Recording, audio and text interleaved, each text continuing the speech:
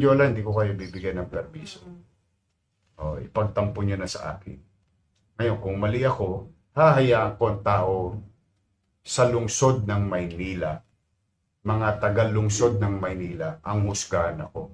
Pero kayong mga dumadayo sa Maynila na nagkiklaim ng so-called freedom of expression and destroying and disrupting and disturbing the peaceful way of living ng mga taga-Maynila, ayun, titindigan ko. Kasi obligasyon ko yun bilang captain. Magtampo na yung sino magtampo. Basta ako, ayoko. Wag dyan sa medyo. Yung pinag-uusapan natin, eskwelahan pa lang. Paano pa yung mga nakatira sa lugar? Karapatan din nila. Ngayon, bawal ba mag-rally sa Maynila? Ay, hindi po. Pwede. Meron ba lugar na para mag-rally sa Maynila? Meron po sa Liwasang Bonifacio. Kanda durog-durog na nga ang ginawa kong halaman doon. Pero okay lang. At least doon, wala tayo masyadong mababalam except trapiko.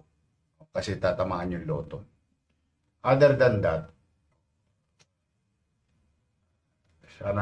sana nga, hindi ko kayo inaawat to express your dismay, grievances. Sabi ko nga, pumunta kayo sa Liwasang Bonifacio, magsisigaw kayo, kahit pati ngalangalan nyo, makita ng tao, kakasigaw. Okay lang ako.